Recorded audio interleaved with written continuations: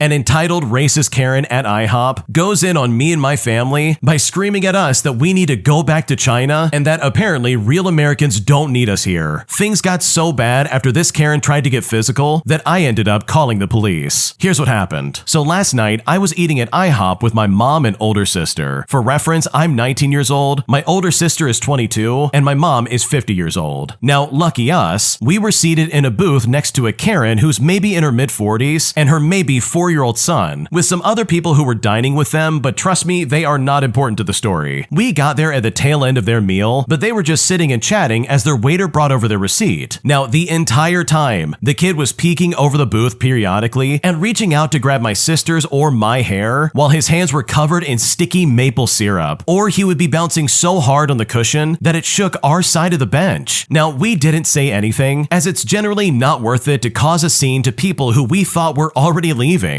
Well, we got our food and we were taking pictures as it was the Willy Wonka theme, and for the record, we're prone to take pictures of unique experiences. I got this sparkly hot chocolate, and my mom and sister got this bucket of mimosas and some large alcoholic beverage to share. Eventually, the family began to leave, and we all kind of sighed in relief. The kid, however, stayed around as the Karen was the last to leave. He peeked over our table and looked at our food and tried to touch it, which we quickly moved our food away from him. Well, he stopped trying to touch it and instead began to cough directly at us and onto our food. I mean, I could feel the spit of the kid's saliva on my hand. Now, my mom had enough at that point and looked at the Karen and asked her to mind her kid. And it's right at this moment that things really started to pop off. The Karen looked at my mom and said, "He is not sick. He just has asthma." And it's like, okay, as if coughing on our food would be okay if he wasn't sick. But my mom said it again. "He is coughing on us. Please move him." The Karen then said, "He is not sick. It's not that big of a deal." So my mom asked her, "Okay, so you're okay if I spit in your food?" And it was then that this Karen lost her mind. She screamed out, "How dare you?" And then this Karen actually throws a cup that she stole from another dinner's table that was full of hot coffee at my mom. Now, luckily it splashed onto the ground and it didn't really hurt anything, but my mom was livid at that point, and I had 911 dialed up and ready to go. My sister and I were periodically interjecting with curse words and defending our family, but my mom at this point was already done with it. The Karen stalked off with her kid, shouting for us to go back to China, while also saying that real Americans don't need you here. This entitled Karen then screamed at a server that we assume she knew personally that this apparently is why COVID was so bad, because people like us were bringing diseases. Well, as she was stalking off, my mom got up and threw a fork at her back and started screaming right back at her. Now, I had 911 on call listening in and had the police come and gave them the address to the IHop. I was also taking a picture of the Karen and everything that I thought that we might needed. All the while, the Karen was screaming that she had a child with her and also demanding to know why my mom would be so violent and throwing more slurs and racist accusations at us. And it's so convenient that she literally threw the first punch by throwing a cup of coffee at us. The entitled Karen eventually left and no one tried to stop her as the cops weren't there yet. All the while, my mom was yelling that we would report her for this. We moved on to a different table and we got some replacements for our food, which none of us had really even eaten yet. Unfortunately, we didn't get a replacement for the mimosas, even though that was by far the most expensive thing, because alcohol apparently wasn't replaceable. My mom later complained about that too, because the staff did nothing to stop her from harassing us. They didn't contact the authorities on their own, and some even seemed to know her on a personal level. In the middle of our mostly replaced meal, the cops came and got our statement, to which my mom absolutely said she wanted to press charges. But it turns out it's not so easy, and we're still in the paperwork and reporting aspect of it, but my mom is quite adamant to continue on with it as she hates being treated like a second-class citizen, especially in front of her family. But needless to say, I think after all of that, we are definitely not going to be going back to IHop anytime soon. That is a terrible situation. I can't believe somebody acted like that. Like, this really did kind of escalate in a way that nobody probably ever expected, because seriously, this Karen like went off her rocker. Is it really that much to ask to keep your kid away from someone else's food? Asthma is not an excuse for your kid to cough all over someone else's food. That is honestly obnoxious and there's no good excuse for that. I cannot stand parents who act like that, where they literally will make an excuse for anything their kid is doing just so they can get away from actually being a parent and disciplining them. So truly, I hope this all works out for you and your family, because the way this Karen acted is awful and she absolutely deserves to get in trouble. If you like Am I the Jerk, you're probably going to love Am I the Genius. Check it out, link down below in the description. Also, go to AmITheJerk.com/submit if you would like to submit your own stories. My best friend's mom confessed in front of everybody that she has a crush on my boyfriend, and I have never been put in a more awkward situation in my life. Here's what happened. Okay, I want to preface this by saying that I mostly just want to get this off my chest because I can't possibly be the only one weirded out by this situation. I'm a 21-year-old male, and my 19-year-old boyfriend and I went to my best friend's birthday today. Keep in mind, my boyfriend and I have been together for a year, and this is maybe the third or fourth time he's interacted with our female friend's mom. Never for an extended period of time, and never without me present. My friend's mom is in her 60s, and she is kind of weird to begin with. It might have something to do with her being bipolar, but I'm not really sure. On Halloween, the three of us went out, and my boyfriend and I stepped in for a bit when we picked my friend up from her house. Her mom was there, and within the first few minutes, my boyfriend crouched down to pet their dog, and my friend's mom leaned over and started petting his hair. And for reference, he has long curly hair that goes past his shoulders. Now, during and afterwards, he brushed it off by laughing and said it was a natural reaction, but it came up recently, and he admitted that he did find it weird, and I don't think he would have tolerated it in a different situation, which then leads to tonight. So, in the middle of the party, this 60-year-old woman loudly exclaims to her roommate, who is another older woman, that she has a crush on my boyfriend. It was hard to hear some of it due to all the talking, but she said it was because he's so nice and said something about how if she was younger, things would be different. So yeah, things got awkward really quickly. This immediately made me, my friend, and my boyfriend look at each other. He made a face like this is weird and very uncomfortable. Neither of us verbalized it, but my friend did. Like the first time when she straight up said, no, that's weird, which didn't stop her mom from petting him uncomfortably. And I'm just like, how do you even respond to that? I know some people are going to comment that it's just a thing with older generations, but that doesn't necessarily make it okay. And on a deeper level, she related his personality to having a crush on him, which honestly weirds me out more than if it was just his looks, and straight up pet him like a dog. All three of us, but mainly him, are uncomfortable with this, as it really is a weird situation for us to be stuck in. Yeah, that is a seriously weird situation, and I know exactly what the original poster's talking about. Someone comes up and says, oh, if I was younger, it would be so different. I would sweep you off your feet. And it's like, wait a second, I do not know you like that, and that is incredibly weird. Not to mention that she's like, I don't know, petting someone's head, as if this is some kind of like fun game between the two of them. And you know what? I don't even blame this guy's reaction in the slightest. If that was me in the moment, I probably would not know what to do either. Like, I would also probably just laugh it off in some kind of way. But also, I would take a mental note and be like, never again. This is never happening again. So yeah, that was a really weird and creepy situation, and I don't blame you for being upset by that, because if I was in your shoes, I would feel the exact same way. My boyfriend's controlling and clingy parents literally will not leave us alone, and after dealing with this for so long, I feel like I'm stuck between a rock and a hard place, because right now, I really don't know what to do. Here's what happened. Okay, to put it bluntly, my boyfriend's mother wants to be his #1 priority and make me the side chick, but it's not always been like this. I triggered some huge insecurity in her, and this didn't kick up until she realized that I'm not some flavor of the week and that I'm not going away. She has been escalating because I'm a threat to her control over him, so now she's controlling my access to him by giving him a curfew, not allowing sleepovers, and she makes plans that exclude me and doesn't tell him until the last possible minute so he can't invite me. She also knows my work schedule, and she is beginning to time her plans with him around the only days I get to see him. She tells him when he can and can't spend time with me because she misses him and she never gets to see him. And honestly, cry me a river. They and his 3 other siblings live together. She's just feeling sorry for herself because he has a girlfriend now, and she's jealous of the attention I'm getting, as well as playing the victim and acting like I'm taking away from her. So now she's taking him away from me. She plays the game and is polite to my face, but she is pulling strings behind the scenes that are definitely personal. Another example is that she had a family night where no girlfriends were allowed, so they could go watch a movie with him that's fairly new, which is one that we were going to watch together because she knew this was our thing, and she did this on purpose without me. She also told me that he can't come to my house, but if I want to see him, I have to spend my gas and drive to see him at their house on her terms. And I'm just thinking to myself, no, I'm not going to have someone tell me where and when I can see my boyfriend. It's also important to note that he got a DUI in April, and he doesn't get his license back for 2 more months, and he's taking a DUI class. Now, before you judge, he was raised with alcoholic parents who normalize a lot of unhealthy behaviors, but he's growing as a person and realizing why alcohol is destructive. I believe he needed that wake-up call because I've noticed a shift in his habits, and he's becoming a better role model for his younger siblings, so I'm proud of him for turning things around. However, his restricted license expired expired, and he had to call another number to get it renewed, and he should have gotten it by now, but I think his mother intercepted his mail and hid it from him, so now he has to depend on her for rides, therefore she controls where he goes and what he does. She is also keeping him naive and disadvantaged, so she can keep him dependent on her and have control over him in very sick and insidious ways, giving him bad career advice and telling him false things about the real world, so he has a simplistic belief about it that's just totally not true, and in a roundabout way, she's setting him up for failure, and it's all to her benefit so that he can't leave her. She's so obsessed with him that she will be the puppet master and manipulate his whole life if it means he ultimately has to come back and obey her. I even caught her lying to me and telling me he wasn't home when he was. She had turned his phone off so he wouldn't hear her calling or texting him, and we had plans that day, so I wanted to know if they were still on or if something had come up. So I gritted my teeth and I texted her to ask if he was home, and she just straight up told me no. Well, I found out by calling his dad, and he was working on his car in the garage, but she wasn't going to get her butt up off the couch and take 2 steps outside and tell him that I called or put him on the phone with me. Last night, his phone kept lighting up when we were trying to watch a movie at my house. His dad eventually called him, and it was barely 8:00 p.m. asking when he was coming home. I wanted so badly to take the phone out of my boyfriend's hand, hold it to my ear, and tell his dad to get lost, because his parents know by now that I always get Cinderella home before midnight. This must be so embarrassing for him, but it's infuriating to me to watch him go through this and also have a third party control my adult relationship with my boyfriend. I'm honestly so frustrated, and at this point, I really don't know what to do. First of all, I want to say that the mom in this story sounds crazy. She really does sound like the weird jealous type, and it sounds like she's trying to hold on to her precious baby and is straight up just refusing to let him go and move on with his life. Like seriously, he is allowed to have a girlfriend. So the fact that she's trying to get in the way of that and literally do anything she can to keep her son in her house and away from you is just really weird overall. But in my opinion, the biggest problem in this story is the fact that your boyfriend is not taking any kind of steps to get away from his mom in this way. Why is he not putting a foot down and being like, wait a second, you do not control my life. You can't tell me what I can and can't do, and because I'm an adult, I don't have to abide by your curfew. I can understand if there's some kind of house rules that he might have to abide by, but it sounds like this guy is a grown adult, meaning that he can make his own decisions and choose what he wants to do with his life. So for his mom to be like, no, you have a curfew, and guess what? You can't go anywhere without my permission, or at least saying that in the way that she acts, that is all crazy to me, and there's no good excuse for that. So if I was in your shoes, I would be sitting down with this boyfriend and being like, okay, what's going on here? Why are you not taking a stand against your mom? Or at the bare minimum, coming to bat for you? It seems like you're doing everything you can to stay in contact with your boyfriend, but he, on the other hand, isn't doing nearly enough to try and keep in contact with you.